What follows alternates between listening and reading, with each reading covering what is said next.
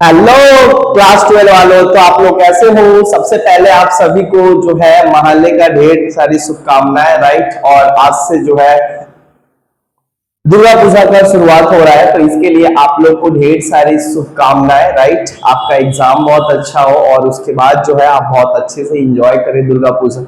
और कलकत्ता में रहते हो तो भाई साहब दुर्गा पूजा तो फेमस है, वर्ल्ड फेमस है ना। तो उसी के साथ साथ आज हम लोग इसीलिए ऑनलाइन हम लाइव आए हैं और वीडियो इसलिए बना रहे हैं ताकि आप लोग का जो पॉलिटिकल साइंस का एग्जाम है वो सबसे बेहतर जाए। हालांकि आप लोग का history exam, geography exam, right, थोड़ा बहुत टफ था लेकिन ठीक था। जितना क्वेश्चन दिए थे उसमें क्वेश्चन आया हुआ है। ये नहीं कह सकते कि टोटल आउट्स मतलब आउट ऑफ सिलेबस था, राइट, ऐसा नहीं कहा जा सकता है। हाँ, पेपर टफ था, यूनिक था, ऐसा क्वेश्चन कभी नहीं आया था। कुछ ऐसा क्वेश्चन था हिस्ट्री में 5-6 क्वेश्चन, और ज्योग्राफी में कुछ ऐसा क्वेश्चन था, राइट, 15-16 क्वेश्चन जो कभी नहीं पूछा गया था। और कभी कभी ऐसा होता है कि इस तरीके का पेपर बनता है, हालांकि उसमें आप लोग का गलती नहीं है, राइट। लेकिन पॉलिटिकल साइंस का एग्जाम कल है और आज हम लाइव आ रहे हैं। आप लोग को पता है, राइट, कि मेरा सब्जेक्ट पॉलिटिकल साइंस है और जो मेरे साथ जुड़े हुए हैं लोग ऑनलाइन ऑफलाइन, वो लोग अच्छे तरीके से जानते हैं कि पॉलिटिकल साइंस में जो हम कह रहे हैं, राइट, जो हम बता रहे हैं, और आज का पूरा चैप्टर इस एक ही वीडियो में जो है आपको पूरा निचोड़ देंगे, राइट। पूरा एक एक टॉपिक करके, टॉपिक वाइज जो है हम आपको पढ़ाएंगे, आपको समझाएंगे, आपका वेला में घुसाएंगे, ताकि एग्जाम में जो है यहाँ से कोई भी क्वेश्चन आए तो आप लोग एक भी छोड़ ना पाओ। मतलब परिंदा भी पर नहीं मार सकता। आप लोग इतना अच्छे से आप लोग को अभी तैयारी करवा देंगे। आप हमारे साथ जुड़िए, अपने दोस्तों को भी क्या कीजिए, इन्फॉर्म कीजिए, राइट।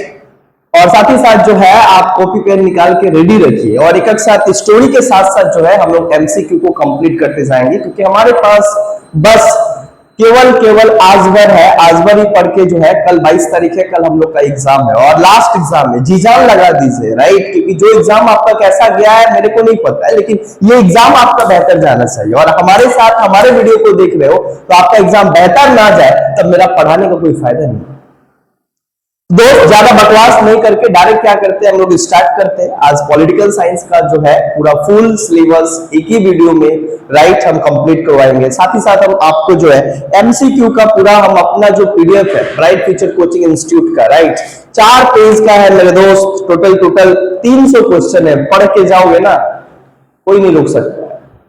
ये मेरा बनाया हुआ पेपर है, कोई नहीं रोक सकता आपको। समझ में आया? तो ये आप लोग अगर पीडीएफ चाहिए आप लोग को, राइट, ताकि आसानी हो एक बार रिवीजन करके जाने में, तो आप लोग क्या कर सकते हो, मेरे को व्हाट्सएप, मेरे को डिस्क्रिप्शन बॉक्स में जो है व्हाट्सएप ग्रुप का लिंक दिया गया है, आप जल्दी से जल्दी ज्वाइन कीजिए।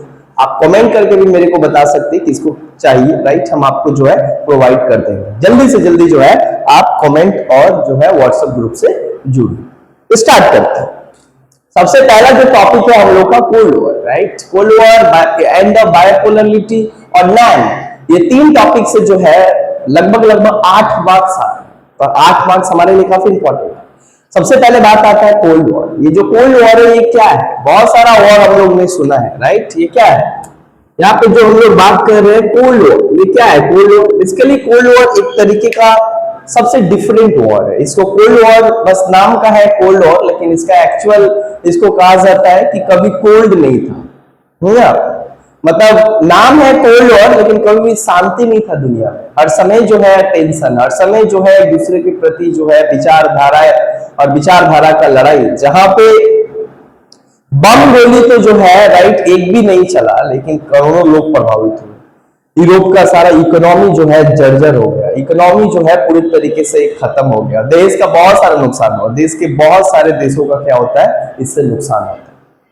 तो कोल्ड वॉर का जो शुरुआत होता है वो बेसिकली सेकेंड वर्ल्ड वॉर के बाद होता है। और आपको पता है कि 1945 में जो है सेकेंड वर्ल्ड वॉर खत्म होता है। WW2 मतलब सेकेंड वर्ल्ड वॉर। 1945 में क्या होता है, सेकेंड वर्ल्ड वॉर जब खत्म होता है तो ठीक उसी के बाद से जो एक नया सिलसिला स्टार्ट होता है। एक नए तरीके का युद्ध क्या होता है, पनपता है, और उस युद्ध को हम लोग कहते हैं कोल्ड वॉर। हालांकि बहुत सारे इतिहासकार, बहुत सारे पॉलिटिकल साइंटिस्ट अलग अलग टाइम पीरियड बताते हैं कि कोल्ड वॉर का शुरुआत जो है after the end of second world war के बाद ही हो गया, लेकिन कोई निश्चित समय सीमा यहाँ नहीं दिया गया। लेकिन माना जाता है, ठीक है, 1945 से लेके 1991 तक जो है ये वॉर चला। मतलब लगभग 45-46 साल तक जो है ये युद्ध चल रहा है। और ये दुनिया का सबसे ज्यादा दिन तक चलने वाला आधुनिक युद्ध में युद्ध है। राइट। और इसका नाम है cold war. What do mean by cold war? देखो भाई, कोल्ड वॉर का मतलब होता है, कोल्ड वॉर बेसिकली और बाकी सारे वॉर से क्यों डिफरेंट है? क्योंकि कोल्ड वॉर बाकी सारे वॉर के जैसा नहीं है।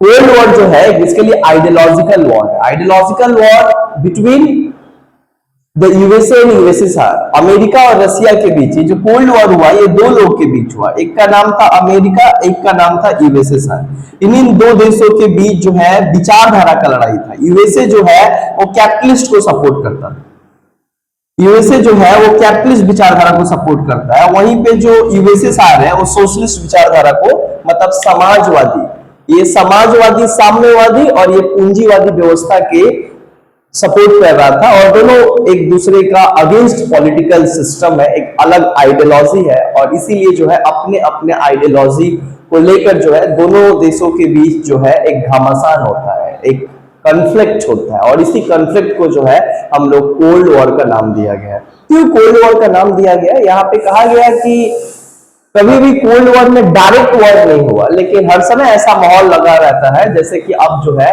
मार होगा, अब जो है मतलब लड़ाई होगा, लेकिन कभी डायरेक्ट क्या होता है, कॉन्फ्लिक्ट नहीं होता। एक बार हुआ था लेकिन होते होते रह गया। कभी भी अमेरिका और रसिया जो है इस युद्ध में आमने सामने खड़ा होके राइट बम गोली चला के एक दूसरे के खिलाफ लड़ाई नहीं की।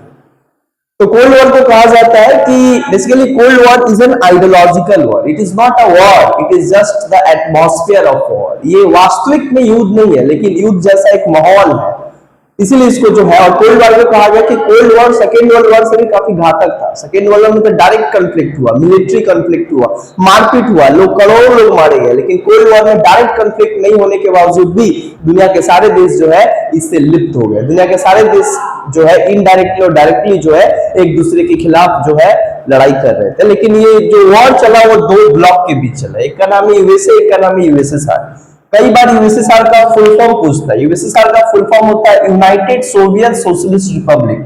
क्या होता है? यूनाइटेड, एस का मतलब होता है सोवियत, एस का मतलब होता है सोशलिस्ट और आर का मतलब होता है रिपब्लिक। इसका एक और नाम है यूनाइटेड सोवियत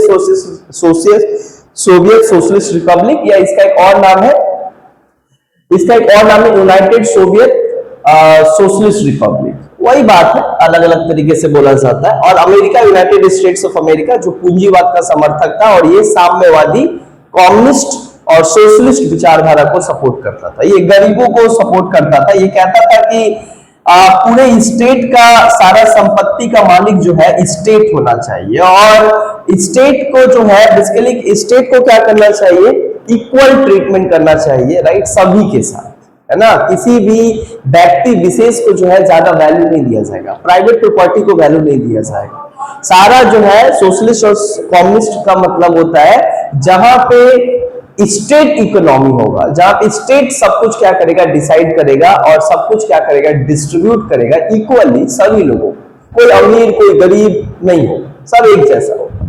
बट कैपिटलिस्ट वहीं पे दूसरा जो अमेरिका सपोर्ट करता है, ये लिबरल डेमोक्रेटिक फीचर्स को दिखाता है। कैपिटलिस्ट का मतलब होता है पूंजीवाद, कैपिटलिस्टों को जो है ज्यादा समर्थन करता है, जो समाज के जो रिच है उनको जो है समाज में ज्यादा संपत्ति, उनको ही जो है ज्यादा तवज्जो दिया जाता है उस देश में, उसका सपोर्ट करता था अमेरिका, जिसको हम लोग कैपिटलिस्ट कह रहे हैं। और ये कोल्ड वॉर जो है, ये जो कोल्ड वॉर शब्द है, इसका सबसे पहले इस्तेमाल किसने किया? कोल्ड वॉर शब्द का इस्तेमाल सबसे पहले बर्नार्ड बारूच ने किया। किसने किया? बर्नार्ड बारूच।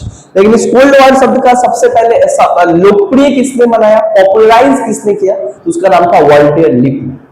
कोल्ड वॉर को अलग अलग नाम से भी जाना जाता है। कोल्ड वॉर को किसी ने कहा हॉट वॉर। एक व्यक्ति है जिनका नाम है बर्नेट, वो कहता है cold war is basically a hot war, है ना। तो पंडित नेहरू थे, वो बोलते थे कि कोल्ड वॉर जो है वो बेसिकली क्या है, एक तरीके का हॉट पीस वॉर है ना। अलग अलग तरीके से जो है अलग अलग व्यक्ति कहते थे। बट कोल्ड वॉर को जो है क्यों नहीं बाकी सारे वॉर के जैसा देखा जाता है? क्योंकि कोल्ड वॉर में जो है डायरेक्ट कॉन्फ्लिक्ट नहीं हुआ। Cold war is basically the conflict between the two bloc, two ideology, और उस आइडियोलॉजी के आधार पर पूरी दुनिया में जो है दो खेमा हो गया। मतलब इस आइडियोलॉजी के आधार पर कैपिटलिस्ट और सोशलिस्ट, इन लोग के बीच ही जो कॉन्फ्लिक्ट हुआ, इसी को कहा जाता है मतलब ब्लॉक वॉर, एक तरीके का यहाँ देखा गया ब्लॉक वॉर चला गया। ब्लॉक वॉर का मतलब होता है अमेरिका और रशिया के बीच जो है एक तरीके का वैचारिक मतभेद के कारण उत्पन्न ये जो द्वंद्व है, इसी को कहा गया कोल्ड वॉर, है ना। ये कोल्ड वॉर लगभग 1945 से लेकर 1991 तक चलाया गया। हालांकि कोल्ड वॉर का अगर बात किया जाए तो कोल्ड वॉर को प्रॉक्सी वॉर भी कहा जाता है। क्या कहा जाता है? Proxy war. जितना कुछ बता रहे बहुत इंपॉर्टेंट है। कोल्ड वॉर को क्या कहा जाता है? प्रॉक्सी वॉर भी कहा जाता है। हालांकि कोल्ड वॉर का स्टार्ट होने के पीछे बहुत सारा कारण है। स्टार्ट होने के पीछे कोल्ड वॉर का बहुत सारा कारण है। उसमें एक दो कारण हम आपके साथ साझा कर रहे हैं। सबसे पहला कारण है कोल्ड वॉर स्टार्ट होने के पहले अमेरिका और रशिया के बीच जो है आपसी मतभेद, है ना। अमेरिका और रशिया के बीच जो है आपसी मतभेद सेकेंड वर्ल्ड वॉर के टाइम पे एक साथ थे और एक साथ क्या करते थे? लड़ाई करते थे। एक साथ क्या करते थे? मतलब एलाइड पावर में थे और एक्सिस पावर जापान, जर्मनी और इटली के साथ जो है लड़ाई करते थे, जंग में एक साथ थे। लेकिन ऐसा क्या हुआ कि दोनों आपस में एक जो मित्र थे वो बाद में एक दूसरे के शत्रु बन गए। उसके पीछे एक आइडियोलॉजिकल कॉन्फ्लिक्ट। दूसरा ये बात आता है कि परमाणु बम, अमेरिका जापान के ऊपर परमाणु बम मारता है ना। अमेरिका जो है attack and dropped atom bomb on Japan on 6 August Hiroshima and 9 August Nagasaki, जिससे अमेरिका जो है अपने बाकी दो मित्र को बताता है, ब्रिटेन और फ्रांस को बताता है कि हम परमाणु बम बना लिए और जापान को मारेंगे। लेकिन वहीं पे जो इसका तीसरा मित्र था रसिया, उसको नहीं बताता। इससे रसिया को काफी तकलीफ होता है। जब आपका एक संगी यार जिसको आप बहुत भरोसा करते हो, वो अगर आपसे धोखाधड़ी करता है तो आपको तकलीफ होता है। तकलीफ किसको नहीं होता? और यही कारण है रसिया का कि रसिया को भी तकलीफ हुआ। और रसिया को तकलीफ इस बात का हुआ कि भाई तू मेरे को क्यों नहीं बताया परमाणु बम बना है। अच्छा, दूसरा बात कि उन लोगों को बताया, मेरे को क्यों नहीं बताया? तो तुम्हारा दुश्मन है। ये बात रसिया को बहुत अच्छे तरीके से समझ में आया। और ये भी रसिया को बात समझ में आया कि जापान तो ऑलरेडी सरेंडर कर दिया था, तो क्या जरूरत था उसके ऊपर इतना घातक परमाणु बम से हमला करने का। तो हमला करने का इंटेंशन जो है जापान को नीचे गिराना नहीं और बर्बाद करना नहीं है। जो खुद मर चुका है और मतलब आधा मरा हुआ इंसान है, उसको मारने का क्या जरूरत है।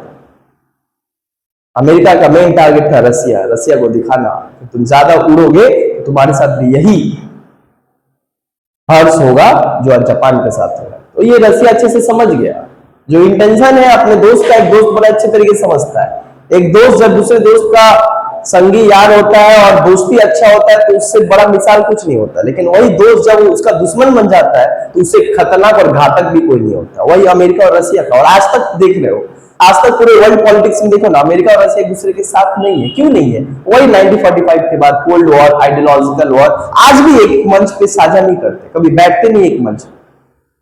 हमेशा अमेरिका जिसका सपोर्ट करता है, रसिया उसके अगेंस्ट सपोर्ट करता है। ये कोल्ड वॉर से आया। ये जो तरीका है, ये जो मेथड है, ये कोल्ड वॉर से आया। तो कोल्ड वॉर में क्या हो रहा था कि अपने अपने आइडियोलॉजी को बढ़ाना और अपने अपने दुनिया के बहुत सारे देशों को अपने ग्रुप में मिलाने का लड़ाई चल रहा था। अमेरिका अपने आप को कहता था फर्स्ट वर्ल्ड और रसिया अपने आप को कहता था सेकेंड वर्ल्ड। तो अब रसिया क्या करता था? सोशलिस्ट और कम्युनिस्ट आइडियोलॉजी को फैलाकर पूरी दुनिया में जो है अपने साम्राज्य को विस्तार करना चाहता था और अंपायर को एक्सपेंशन करना चाहता था ताकि शक्तिशाली बन पाए, है ना। सब कोई चाहता था दूसरे देश को अपने में मिलाकर, अपने ग्रुप में मिलाकर जो है अपने आप को शक्तिशाली बनाना। ये दोनों का जो होड़ है, दोनों, अमेरिका अपना कैपिटलिस्ट आइडियोलॉजी को प्रमोट कर रहा है, प्राइवेट इकोनॉमी को प्रमोट कर रहा है, इंडिविजुअल लिबर्टी को प्रमोट कर रहा है। वहीं पे जो है रसिया जो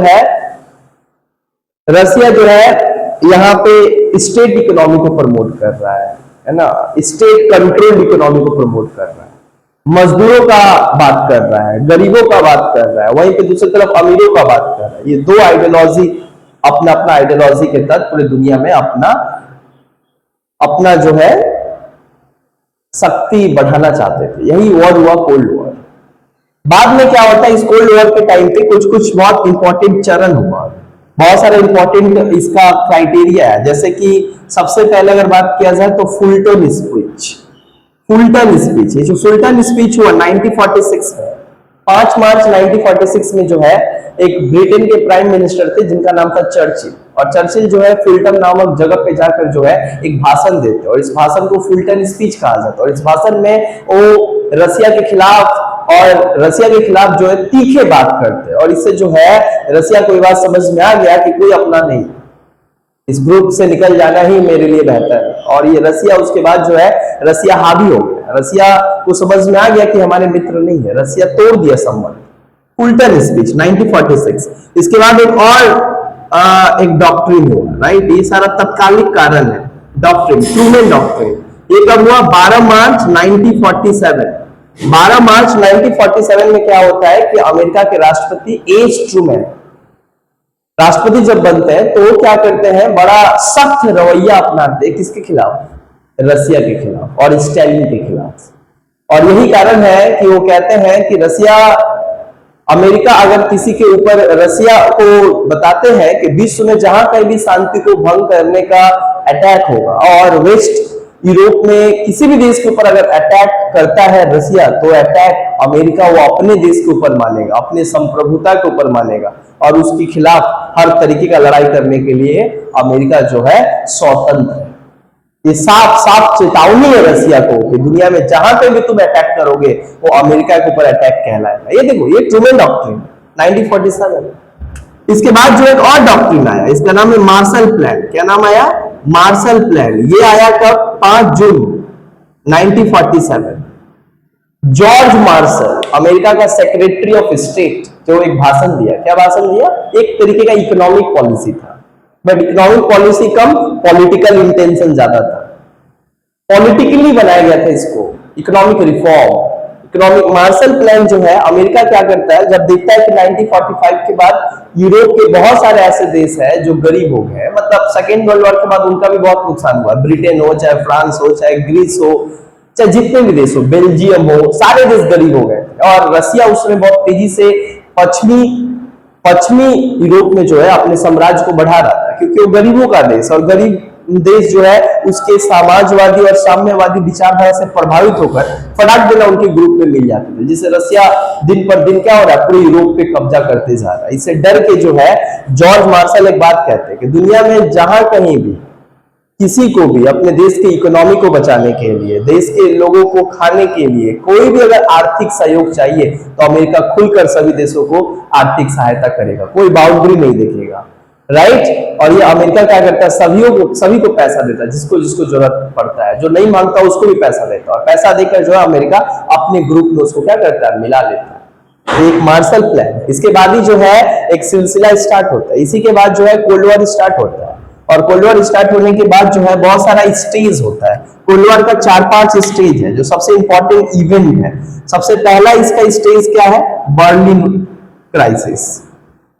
क्या है, बर्लिन क्राइसिस। ये बर्लिन क्राइसिस कब हुआ, 1948 से 1949। बर्लिन का है, जर्मनी में, जर्मनी का कैपिटल बर्लिन। सो बर्लिन क्राइसिस हुआ 1948 से 49।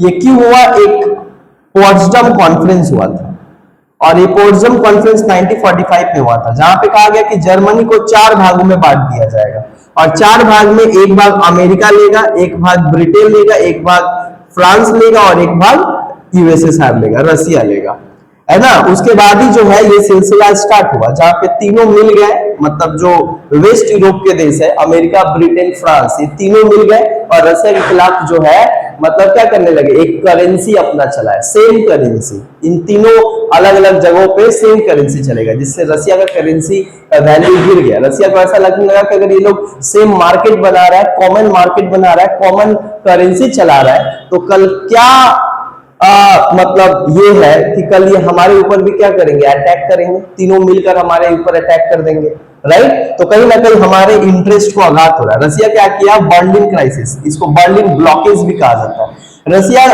क्या करता है, अपने इस एरिया को ब्लॉक कर देता है, और यही एरिया क्या है, इधर इधर इधर जाने का था, तो रसिया क्या करता है, इसको पूरी तरीके से ब्लॉक कर देता है, इसीलिए इसको कहा जाता है बर्लिन क्राइसिस। और ये सबसे पहला इवेंट है जो 1948 से 1949 तक चला।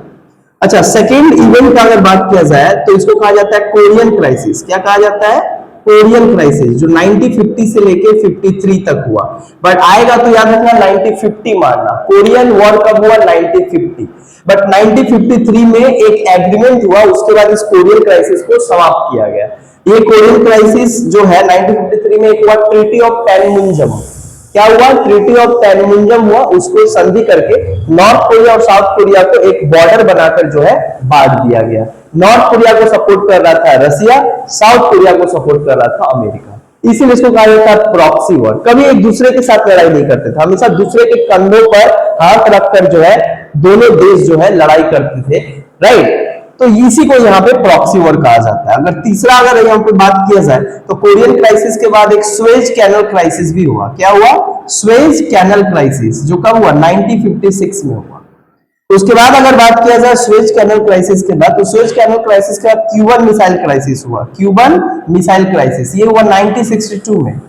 ये सबसे घातक क्राइसिस था, जहां पे जो है रसिया क्यूबा को बचाने के लिए वहां पे क्या करता है, वो मिसाइल भेज देता है ना, इंटरमीडिएट बैलिस्टिक मिसाइल भेज देता है, जो कि वॉशिंगटन डीसी के तरफ करके 90 किलोमीटर के दूरी पे जो है वहां पे क्या करता है, लगा देता है रसिया। जहां पे रसिया का यहाँ पे स्वार्थ था क्यूबा को बचाना, और अमेरिका जो ग्रीस और जो तुर्की पे जो मिसाइल रखा है रसिया को डराने के लिए, उसको हटाना वहां से। और इस बात में जो है अमेरिका रसिया दोनों सक्सेस होते हैं। और इसको कहा जाता है एक ऐसा वॉर था जहां पे थर्ड वर्ल्ड होना ऐसा लग रहा था कि हो ही गया, लेकिन इंटरनेशनल प्रेशर और यूथांड उस समय के महासचिव थे यूएनओ के, जिनके हस्तक्षेप से जो है इसको थोड़ा पीसफुल बनाया गया और एग्रीमेंट किया गया। 1962 में इसको कहा जाता है क्यूबन मिसाइल क्राइसिस। क्यूबा का जो उस समय जो लीडर था जिसने इस क्यूबन मिसाइल क्राइसिस अमेरिका के खिलाफ लड़ाई किया, उसका नाम क्या था? फिडेल कास्ट्रो। क्या नाम था? फिडेल कास्ट्रो, याद रखना, फिडेल कास्ट्रो। करप्शन के खिलाफ, अमेरिकन करप्शन के खिलाफ, अमेरिका का जो क्यूबा के ऊपर जो पूरे तरीके से कब्जा हो रहा था उसके खिलाफ, ये सब लड़ाई थी। पांचवा अगर बात किया जाए तो क्यूबन मिसाइल क्राइसिस के बाद जो है अरब इजराइल वॉर भी होता है। क्या होता है? अरब इजराइल वॉर, इसको योम किपुर वॉर कहा जाता है, 1973। इसके बाद एक और होता है जिसको हम लोग कहते हैं वियतनाम। क्या कहा जाता है? Vietnam war. ये वियतनाम वॉर सबसे अंतिम वॉर था जो 1975 तक क्या होता है, चलता है। 1975 से 1976, जहां पे नॉर्थ वियतनाम और साउथ वियतनाम एक दूसरे से मिलकर जो है 1975 में एक देश बन जाते हैं। हालांकि वियतनाम इंडिपेंडेंट होता है कब? 1945 में वियतनाम अपने आप को जो है किससे इंडिपेंडेंट करता है? फ्रांस से। लेकिन फ्रांस का इसके ऊपर कब्जा था, और बाद में अमेरिका भी जो है फ्रांस को सपोर्ट करके जो है काफी दिनों तक यहाँ के लोग जो है लड़ाई किए, है ना। तो याद रखना वियतनाम वॉर एकमात्र ऐसा वॉर है जिसमें अमेरिका को एक छोटा सा देश हरा दिया, अमेरिका को जो है घुटना पे आना पड़ा। इसको कहा जाता है वियतनाम वॉर। और वियतनाम जो नॉर्थ वियतनाम के जो लीडर थे जिनका नाम था हो ची मिन्ह, है ना, उन्होंने एक पार्टी बनाया था, वियत मिन्ह पार्टी बनाया था, जो कम्युनिस्टों का पार्टी था और मिलिट्री पार्टी था, जो गोरिल्ला वॉरफेयर के तरीके से जो है अपने देश को आजाद करके एक करना चाहते थे। यूनिफिकेशन ऑफ वियतनाम के लिए लड़ाई कर रहे थे वियतनामीज और नॉर्थ वियतनाम के लोग। तो ये एक पूरा यहाँ पे हुआ है। बाद में क्या होता है, कोल्ड वॉर का समापन कब होता है? जब 1985 में क्या होता है कि रसिया के राष्ट्रपति मिखाइल गोर्बाचोव जब राष्ट्रपति बनते हैं तो देखते हैं कि देश का हालत बद से बदतर है। रसिया का जो हालत था वो बद से बदतर हो गया था, क्योंकि इंटरनल वॉर शुरू हो गया था, इंटरनल क्राइसिस होने लगा था, फूड को लेकर प्रॉब्लम हो रहा था, हंगर, पॉवर्टी, अनएम्प्लॉयमेंट, है ना, बेरोजगारी। क्योंकि इतना लंबा युद्ध चलने से जो है देश का इकोनॉमी जो एग्रीकल्चर के ऊपर डिपेंड था वो पूरे तरीके से जो है चरमरा गया था। सारा पैसा जो है अस्त्र शस्त्र पे जो है लगाया गया, जिससे देश का आर्थिक स्थिति जो है कमजोर हो गया। और यही कारण था कि देश के लोग जो अपने ही देश के खिलाफ, जब खाना नहीं मिल पा रहा था, महंगाई चरम सीमा पे पहुंच गया, तो अपने देश की सरकार के खिलाफ जो है होम रिवोल्ट करने लगे, मतलब विद्रोह करने लगे, आंदोलन करने लगे, जिससे कि जो कोल्ड वॉर में रसिया का जो एक स्टेटस था वो कहीं ना कहीं थोड़ा दब गया। और सबसे बड़ा कारण क्या था, इकोनॉमिक क्राइसिस हुआ। और उसके बाद का अगर बात की जाए तो बहुत सारे ऐसे ईस्ट, मतलब रसिया को तो कहा जाता है ईस्ट यूरोप का कंट्री, ईस्ट यूरोप के जितने भी देश थे सभी को कौन लीड कर रहा था, रसिया। और वेस्ट यूरोप के जितने देश थे सबको कौन लीड कर रहा था, अमेरिका। तो ईस्ट यूरोप में बहुत सारे देश रसिया के साथ थे, इसीलिए इसका नाम पड़ा यूएसएसआर। बहुत सारे देशों को मिलाकर एक ग्रुप बना था। लेकिन 1985, 1986, 1988 तक सारे देश कहने लगे कि भाई इसको क्या करो, वो लोग चाहते थे कि हमको आजाद करो, हम लोग अब तुम्हारे साथ नहीं रह सकते क्योंकि हमारा इकोनॉमी भी क्या हो गया, बद से बदतर हो गया, खाने के लिए तरस रहे, युद्ध क्या करेंगे ना, बचेंगे ही नहीं तो युद्ध करके क्या फायदा है ना, पहले तो खाने से ही मर जा रहे हैं, है ना। तो यहाँ पे क्या हुआ कि 1985, 1986 में मिखाइल गोर्बाचोव क्या करता है, युद्ध को रोकने का आह्वान करता है और वो देखता है कि अब हम लड़ नहीं सकते, तो उन्होंने दो पॉलिसी चलाया।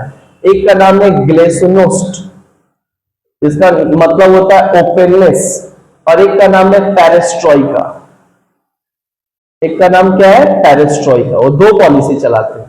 एक का नाम है ग्लेसोनिस्ट, इसका मतलब होता है ओपननेस। ओपननेस का मतलब क्या होता है, open economy, open the door of Russia to the capitalist and investor, also America. America, Britain, France जो कैपिटलिस्ट इकोनॉमी को फॉलो करते थे, उन लोग को भी जो है रसिया का दरवाजा खोला गया कि आप लोग भी हमारे देश में आओ और इन्वेस्टमेंट लाओ। इन्वेस्टमेंट लाने से, फॉरेन डायरेक्ट इन्वेस्टमेंट होने से क्या होगा, हमारे देश का इकोनॉमी फिर से जो है पटरी पे आ जाएगा।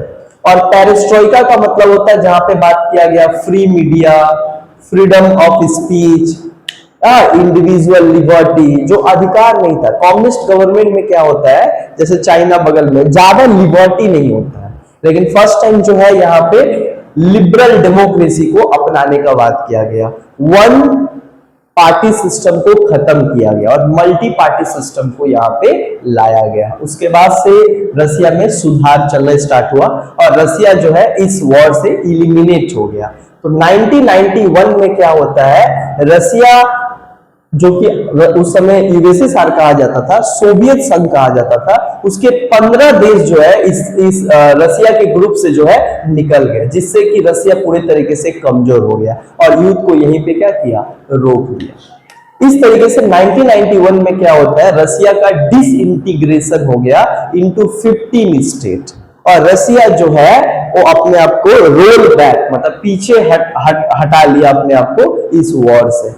इस तरीके से कोल्ड वॉर खत्म हो गया और पूरे दुनिया का एक ही सर्वोच्च और सुपर पावर बना। वो कौन, क्योंकि उस समय तक कौन था, अमेरिका। इसीलिए अमेरिका को कहा जाता है only the super power after the 1991, जब रसिया पूरे तरीके से तबाह हो गया और अपने आप को पीछे हट गया इस युद्ध से।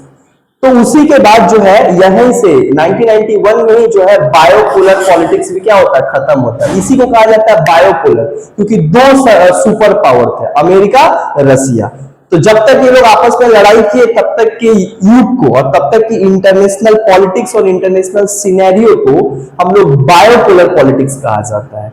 और जैसे ही रसिया इलिमिनेट हो गया, अब बायोपोलर खत्म हो गया, अब एक ही पोल हो गया, तो इसी को कहा गया कि बायोपोलर, मतलब 1991 के बाद 1991 से लेकर 2003 तक पूरे दुनिया में एक ही सुपर पावर था, अमेरिका। और इसीलिए इस इंटरनेशनल सिस्टम को यूनिपोलर कहा जाता है। क्या कहा जाता है, यूनिपोलर सिस्टम, क्योंकि एकमात्र सर्वोच्च देश था वो था रसिया। बट 2003 के बाद क्या होता है, 2003 से लेके टिल नाउ अभी की इंटरनेशनल सिस्टम को कहा जाता है मल्टी पोलरिटी या मल्टीपोलर वर्ल्ड, जहां पे multiple centres of power, America है, ब्रिटेन है, फ्रांस है, जापान है, चाइना है, फिर से रसिया आ गया, इंडिया आ गया, ब्राजील आ गया, साउथ अफ्रीका आ गया।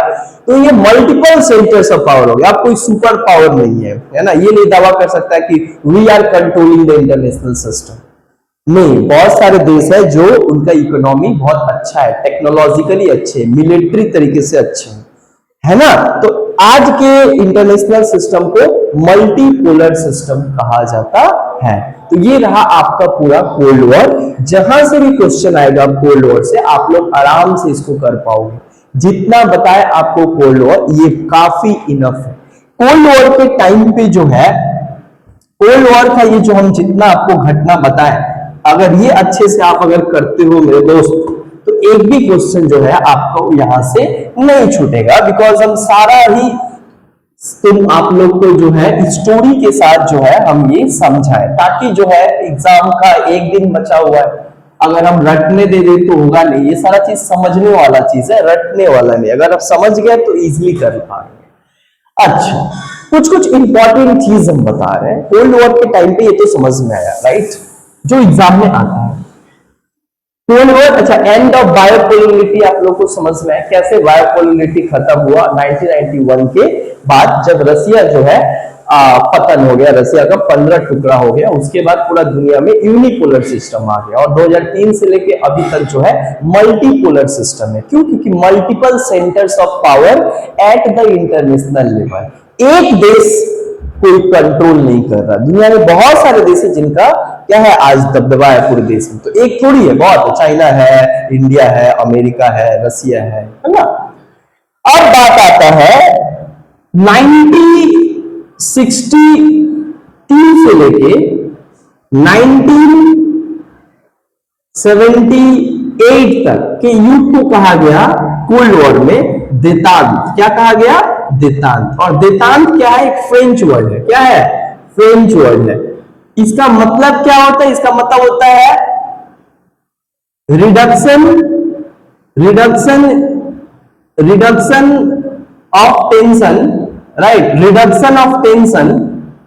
Reduction of tension between USA and USSR. मतलब अमेरिका और रसिया के बीच जो तनाव है उसको कम करने के लिए, राइट, एक नया तरीका अपनाया गया जिसको कहा जाता है देतांत। देतांत एक फ्रेंच वर्ड है। 1962 से लेकर 1978 तक के एरा को कोल्ड वॉर में देतांत के नाम से जाना जाता है, एरा ऑफ देतांत। देतांत जहां पे क्या हो गया, अमेरिका और रसिया दोनों के द्वारा जो है स्टेप लिया गया, दुनिया में जो तनाव बढ़ गया था क्यूबन मिसाइल क्राइसिस के बाद, उसको थोड़ा कम करना। मतलब इतना ज्यादा गैप बढ़ गया था, इतना जानी दुश्मन हो गए थे अमेरिका और रसिया एक दूसरे को, देख नहीं सकते थे, जिसके कारण पूरा इंटरनेशनल माहौल उसी तरीके से घूर फिर रहा था, क्योंकि ये दोनों सुपर पावर थे। जैसे ही लोग बिहेव करते थे वर्ल्ड में उसी तरीके से बिहेव करता था, क्योंकि वर्ल्ड में तो दो ही सुपर पावर थे, और इन्हीं दोनों के इर्द गिर्द सारे देश जो है क्या करते थे, मतलब जैसा ये लोग कहते थे वैसा वो लोग करते थे, है ना।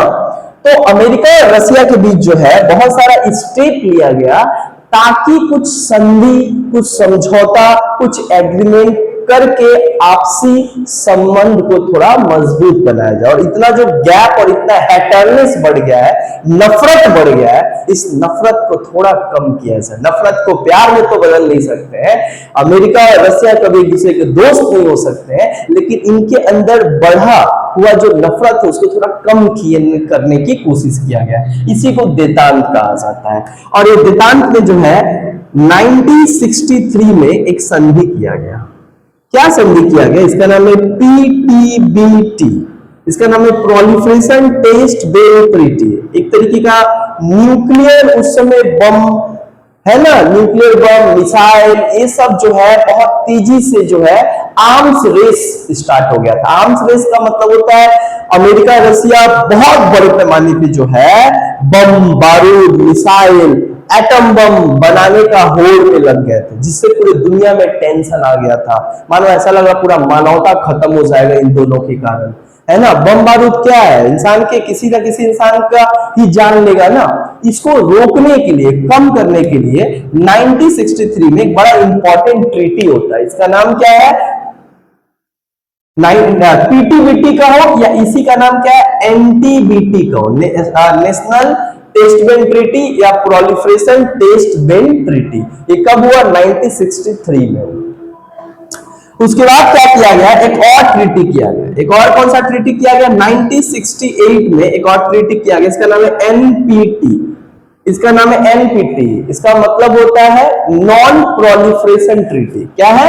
नॉन प्रोलिफरेशन ट्रीटी, जो कि 1968 में किया गया। नॉन प्रोलिफरेशन ट्रीटी मतलब जो देश के पास अभी परमाणु बम नहीं है वो अब बनाएंगे नहीं। समझ में आया? जिसके पास है वो ठीक है, अब जिनके पास नहीं है वो बनाएंगे भी नहीं, और बना भी लिए हैं तो आप उसको एक्सपेरिमेंट नहीं कर सकते, है ना? आप उसको एक्सपेरिमेंट नहीं कर सकते हो। उसके बाद जो है एक और ट्रीटी किया गया 1972 में, इसको कहा जाता है एबीएम। इसको कहा जाता है एंटी बैलिस्टिक मिसाइल ट्रीटी। ये जो anti ballistic, earth surface to surface जो मार करे, एक कॉन्टिनेंट से दूसरे कॉन्टिनेंट पे जो मार करने वाला जो मिसाइल बनाया गया, एंटी बैलिस्टिक मिसाइल, इसको जो है एक संधि किया गया। मतलब ये सारा संधि करने का एक ही मतलब होता था। क्या मतलब होता था? ताकि अमेरिका और रशिया के बीच जो फैले हुए नफरत और तनाव है उसको थोड़ा कम किया जा सके, संधि के द्वारा, समझौते के द्वारा, है ना? और इस तरीके से ये युद्ध जो है यहाँ पे स्टार्ट होता है। ठीक 1973 में एक और ऑर्गेनाइजेशन बनता है, इसका नाम है OPEC, organisation of petroleum exporting country. ये अरब और इजराइल के जो देश जो पेट्रोल पूरे ऑयल पूरे दुनिया में सप्लाई करते हैं, उनका एक संगठन बना ओपेक, जो निश्चित करेगा दाम, रेट फिक्स करेगा कितना दाम में ये लोग बेचेगा।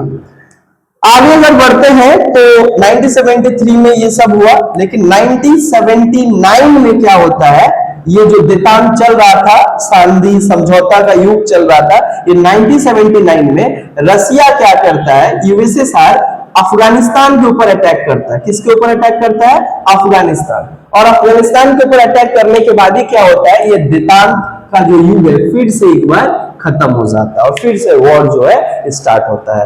बाद में एक और इंपॉर्टेंट है, 1989 में जो है, ये जो बर्लिन क्राइसिस में रसिया जो वॉल बनाया था, हुक्का पानी जाम कर दिया था America, Britain, France, allied power को और वेस्टर्न पावर को, वेस्टर्न यूरोपियन पावर को, राइट? वो जो दीवार बनाया गया था, वो दीवार 1989 में डेमोलिश किया गया। क्या किया गया? डेमोलिश। याद रखना आएगा, बर्लिन वॉल कब डेमोलिश किया गया? तो बर्लिन वॉल कब पूरे तरीके से गिरा दिया गया? तो 1989 में। और ये it is the symbol of cold war, एक सिंबल बन गया था कोल्ड वॉर का। तो इस तरीके से हम लोग कोल्ड वॉर से जुड़े हुए सभी चीजों को हम लोग यहाँ पे आसानी से पढ़ लिए, समझ लिए। अब हम लोग चलते हैं नैम। किसमें चलेंगे हम लोग? नैम। यहाँ पे वेदांत हम आप लोगों को समझाए, अब हम लोग चलते हैं थोड़ा नैम में। नैम देखोगे आप लोग का बुक में और आप लोग का सिलेबस में नैम का एक टॉपिक दिया गया। अब ये नैम क्या होता है इसको हम लोग पढ़ते हैं। ये जो नैम है इसको कहते हैं नॉन अलाइंड मूवमेंट, इसको हिंदी में कहते हैं गुट निरपेक्ष आंदोलन। और ये गुट निरपेक्ष आंदोलन क्या है?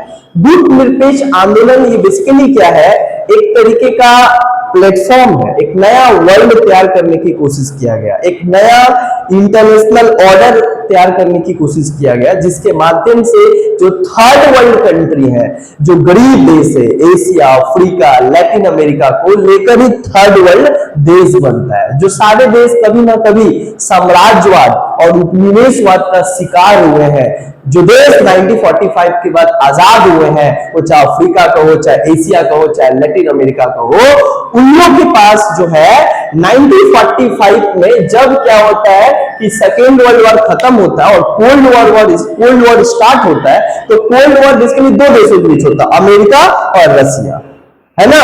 अमेरिका, देखो कोल्ड वॉर जब स्टार्ट होता है तो दो देशों के बीच, एक होता है अमेरिका, एक होता है रसिया।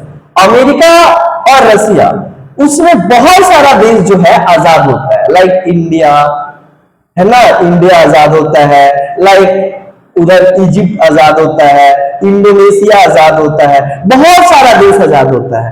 तो सारा देश आजाद जब होता है तो ये सारे देश आजाद कब होते हैं? इंपीरियलिज्म और कोलोनियलिज्म का मार सहकर कोई देश 200 वर्षों तक गुलाम हुआ, कोई 300 वर्षों तक, कोई 100 वर्षों तक। जब गुलामी के बाद लड़ाई करके जब वो अपने आप को आजाद करके क्या होते हैं, एक आजाद मुल्क बनते हैं, तो उस समय सबसे बड़ा समस्या क्या आता है उस आजाद मुल्क का? सबसे बड़ा ये समस्या आता है कि भैया हम जो आजाद हुए हैं, तो अब हम लोग जो है किसके साथ जो है हम लोग मिलेंगे। मतलब उस समय इंटरनेशनल ऑर्डर क्या था, बायोपोलर वर्ल्ड था। देखो, एक सुपर पावर अमेरिका, एक रसिया, इसी को कहा जाता है बायोपोलर पॉलिटिक्स और बायोपोलर वर्ल्ड, जहां पे पूरी दुनिया में दो ब्लॉक है, एक है अमेरिका, एक है रसिया। अमेरिका के ग्रुप में हम लोग मिल जाए कि रसिया के ग्रुप में मिल जाए, तीसरा कोई ऑप्शन नहीं था आपके पास। या तो आप अमेरिका के ग्रुप में मिल जाओ तो कैपिटलिस्ट ब्लॉक कहलाओगे, और अगर आप रसिया के साथ जाते हो तो आप सोशलिस्ट ब्लॉक में आते हो। तो अब इन सारे देशों के पास ये एक बहुत बड़ा समस्या आया जो उस टाइम पे आजाद हुए थे कि हम लोग किसके साथ जाएं और किस ब्लॉक में हम लोग मिले, राइट? अमेरिका में मिले कि रसिया में मिले। फिर एक बात यहाँ पे आता है कि फिर तो हम लोग किसी ना किसी देश के अंदर क्या हो जाएंगे, चले जाएंगे। वो जैसा कहेगा, हमारा खुद का कोई इंडिपेंडेंट फॉरेन पॉलिसी नहीं होगा, हमारा खुद का वजूद नहीं होगा। अमेरिका जो कहेगा हम लोग को उसके ग्रुप में रहेंगे तो करना पड़ेगा, रसिया जो कहेगा उसके ग्रुप में रहना होगा तो करना पड़ेगा, है ना। अपना कुछ खुल के बात नहीं कह सकते हैं, ना उसके फेवर में ना उसके अगेंस्ट। अगर अमेरिका का दोस्त और अमेरिका के ब्लॉक में मिल जाते हैं तो अमेरिका गलत भी करेगा तो अमेरिका का सपोर्ट करेंगे हम, हाँ सपोर्ट करते हैं, राइट। और रसिया में अगर हमें मिल जाए तो रसिया का सपोर्ट करना पड़ेगा। हमारा तो कुछ आइडेंटिटी और एग्जिस्टेंस ही नहीं है।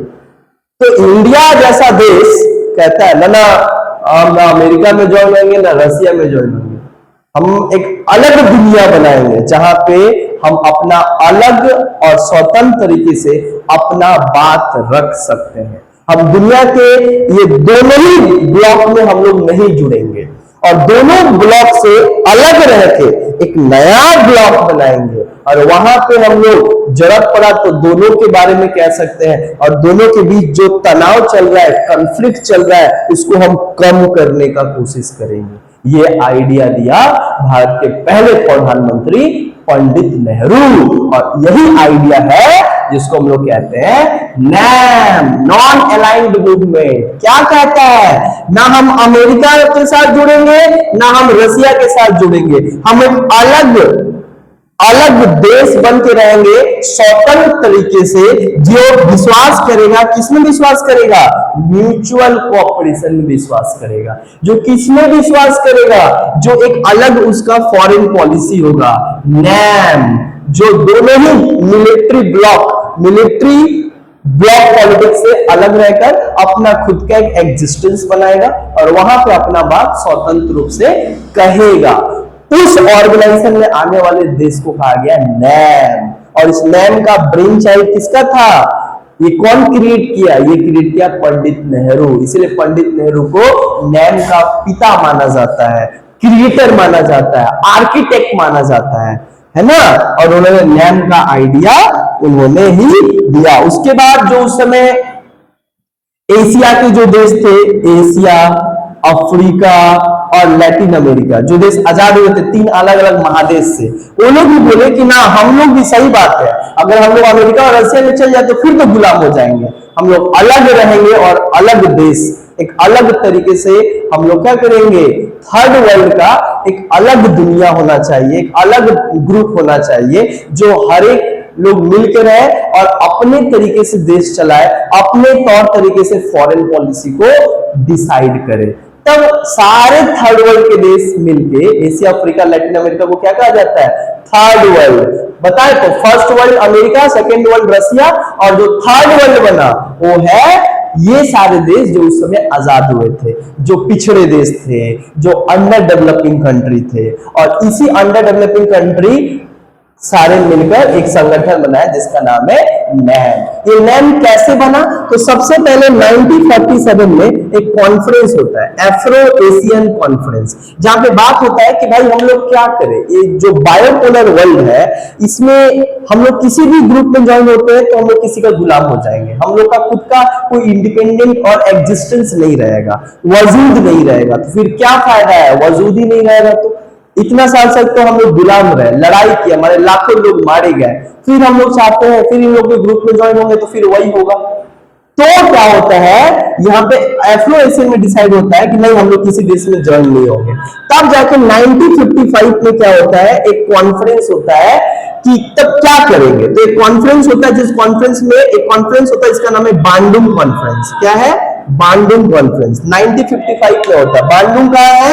इंडोनेशिया का कैपिटल है। यहाँ पे सारे लोग आते हैं, लगभग 29 देश आते हैं और 29 देश मिलकर ये डिसाइड करते हैं कि भाई क्या करना चाहिए हम लोग को, है ना। तो वो बोलते हैं थर्ड वर्ल्ड का एक अलग ऑर्गेनाइजेशन होगा जो अपना बात उस प्लेटफॉर्म से आजाद और स्वतंत्र रूप से रखेगा।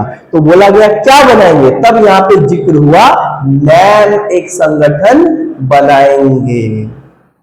समझ में आया। और बांडुंग कॉन्फ्रेंस ये हुआ, इसका नेतृत्व कौन किया? इंडोनेशिया का राष्ट्रपति डॉक्टर सुकर्नो। कौन? Doctor Sukarno.